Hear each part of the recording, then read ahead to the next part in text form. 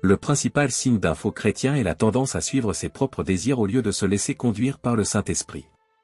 Ces individus, communément appelés faux chrétiens, prétendent croire en Jésus-Christ comme leur sauveur afin de s'assurer une place au paradis. Cependant, ils rejettent la souveraineté du Christ sur leur vie, comme en témoigne leur réticence à suivre la direction divine et à s'efforcer de grandir spirituellement et de vaincre le péché.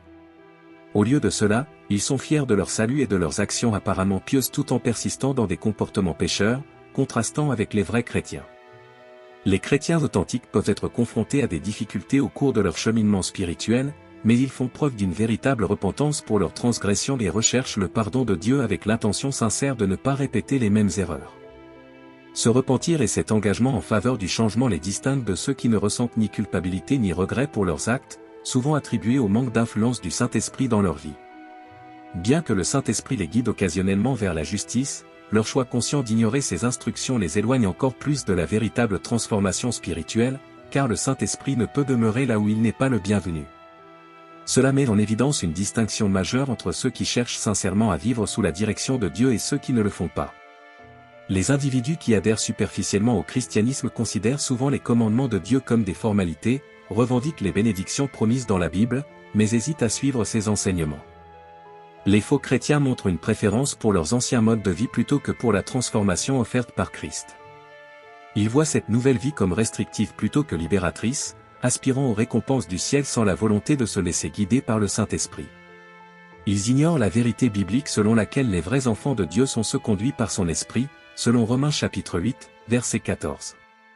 Bien qu'ils puissent professer publiquement des croyances religieuses conventionnelles, ils ne peuvent pas tromper Dieu, qui comprend les véritables motivations de chaque cœur. Ils désirent les bienfaits de la foi sans répondre à ses exigences ni incorporer ses principes dans leur vie quotidienne. Ce comportement est caractéristique des faux chrétiens, malheureusement pas rare dans nos communautés. Il est donc crucial de reconnaître que, tout comme je ne connais pas votre vie, vous ne connaissez pas non plus la mienne. Le principal signe d'un faux chrétien est le choix de suivre ses propres désirs au lieu d'être guidé par le Saint-Esprit. Ces personnes, communément appelées faux chrétiens, proclament leur croyance en Jésus-Christ comme sauveur, cherchant à s'assurer une place au ciel, mais rejettent son autorité sur leur vie. Ce refus se reflète dans leur réticence à suivre la direction divine et dans leur refus de rechercher une croissance spirituelle en recherchant le pardon de leurs péchés. Contrairement aux chrétiens authentiques, ces faux chrétiens peuvent rencontrer des obstacles dans leur cheminement spirituel, mais ils montrent peu de remords pour leurs transgressions et ne recherchent pas sincèrement le pardon de Dieu. La véritable repentance et l'engagement en faveur du changement distinguent ceux qui reconnaissent leur culpabilité et cherchent à éviter de répéter les mêmes erreurs. Cette attitude les sépare de ceux qui n'éprouvent ni culpabilité ni repentir, souvent liés à l'absence de l'influence du Saint-Esprit dans leur vie. Bien que le Saint-Esprit les encourage parfois à faire le bien, leur choix délibéré d'ignorer ces instructions les éloigne encore plus de la véritable transformation spirituelle. Le Saint-Esprit ne peut pas demeurer là où il n'est pas le bienvenu, ce qui met en évidence une différence significative entre ceux qui cherchent à vivre sous la direction de Dieu et ceux qui ne le font pas. Les individus qui acceptent superficiellement le christianisme considèrent souvent les commandements de Dieu comme des formalités, revendiquant les bénédictions promises dans la Bible mais hésitant à suivre ses enseignements. Les faux chrétiens montrent une préférence pour leurs anciennes habitudes plutôt que pour la vie transformatrice offerte par Christ. Ils perçoivent cette nouvelle vie comme restrictive, aspirant aux récompenses du ciel sans la volonté de se laisser guider par le Saint-Esprit. Ce comportement est caractéristique des faux chrétiens, qui ne sont malheureusement pas rares dans nos communautés. Bien que ce ne soit pas à moi de juger, je crois que ce message est pertinent pour la communauté chrétienne. Jésus a averti dans Matthieu chapitre 7, versets 21 à 23 que tous ceux qui l'appellent Seigneur n'entreront pas dans le royaume des cieux, mais seulement ceux qui font la volonté du Père. Ce passage suggère que certains essaieront d'entrer dans le royaume des cieux en proclamant le nom de Jésus mais ne parvenant pas à intégrer ses croyances dans leur vie quotidienne. Ce texte s'applique à ceux qui proclament le Seigneur mais n'intègrent pas leurs croyances spirituelles dans leur vie quotidienne. Ces personnes peuvent aller à l'église et remplir leurs devoirs religieux, mais elles transgressent quand même Dieu et les autres. Il est crucial d'être conscient des signes avant-coureurs pour éviter de devenir un faux chrétien. Un indicateur clé du manque de sincérité dans la foi est de professer accepter Jésus-Christ comme sauveur tout en continuant à se laisser guider par ses désirs personnels, en rejetant la direction du Saint-Esprit. Ces individus ne cherchent pas à grandir dans la foi et ne tentent pas non plus d'éradiquer le péché de leur vie. Au lieu de cela, ils se vantent de leur prétendu salut en persistant dans des comportements pécheurs. Ils ignorent la souveraineté de Jésus sur leur vie, croyant à tort qu'une seule confession de péché et l'acceptation de Jésus les absout de tout acte répréhensible, leur permettant de vivre d'une manière similaire aux non-croyants, dans l'espoir d'entrer au ciel sans un véritable engagement envers la volonté de Dieu. Ces signes indiquent la présence de faux chrétiens, qui cherchent à profiter des promesses de la Bible sans adhérer à ses lois. Malgré leurs actes continus de désobéissance et leurs pratiques immorales, ces individus ne font pas preuve d'un véritable repentir.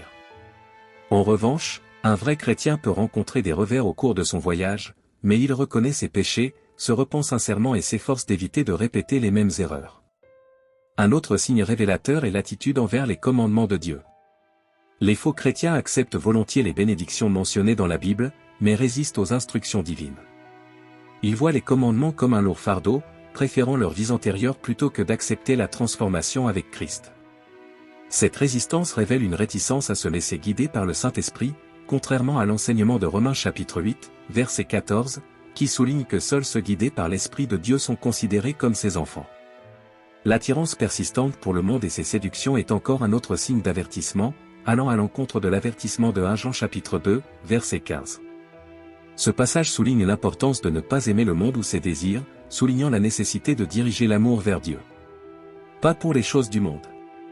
Être excessivement attaché aux biens matériels révèle un manque d'amour véritable pour Dieu, car répéter des phrases religieuses ne trompe pas Dieu, qui connaît les véritables intentions du cœur. Ces faux chrétiens recherchent les promesses de la Bible sans se conformer à ses lois. Bien qu'ils apprécient les concepts de règles divines, ils hésitent à les intégrer à leur mode de vie. L'avertissement de Jean-Baptiste sur la nécessité de démontrer des signes tangibles de repentance, mentionné dans Luc chapitre 3, verset 8, souligne l'importance d'une véritable transformation du caractère. 1 Jean 3 met en garde contre la présence de faux chrétiens, soulignant la nécessité d'une véritable repentance et d'obéissance à la loi de Dieu pour distinguer les vrais enfants de Dieu de ceux qui ne professent leur foi que superficiellement. Bien que ces individus qui se disent chrétiens puissent répéter des phrases religieuses bien connues, leur véritable conviction se révèle à travers leurs actions, incapables de tromper Dieu, qui connaît les intentions de leur cœur. Ils cherchent à profiter des promesses de la Bible sans se compromettre avec ses lois, appréciant l'idée de ses règles, mais ne s'efforçant pas de les intégrer dans leur mode de vie. Jean souligne qu'un véritable enfant de Dieu mène une vie juste, tandis qu'un enfant du diable persiste dans le péché. Cet enseignement est conforme aux Écritures, qui déclarent qu'un mode de vie caractérisé par un péché continu est incompatible avec une vie fondée sur Jésus-Christ. La grâce de Dieu, loin d'être une autorisation de péché, représente un appel à la sainteté. L'idée fausse selon laquelle, après avoir reçu le salut, nous sommes libres de vivre comme nous le souhaitons est réfutée. Jésus ne s'est pas sacrifié pour nos péchés afin de nous accorder la liberté de céder à nos désirs vils. La grâce ne justifie pas le péché, ce qui contredit l'essence des Écritures, qui nous exhorte à affronter le péché et à chercher à l'éliminer de nos vies. Cette grâce offre non seulement le salut, mais nous guide également à rejeter l'impiété et les passions mondaines, nous enseignant à vivre une vie maîtrisée, juste et pieuse dans le monde présent. Il convient de noter que la grâce de Dieu n'autorise pas le péché, au contraire, cela nous permet de résister aux tentations et d'abandonner l'injustice et l'iniquité qui nous pèsent.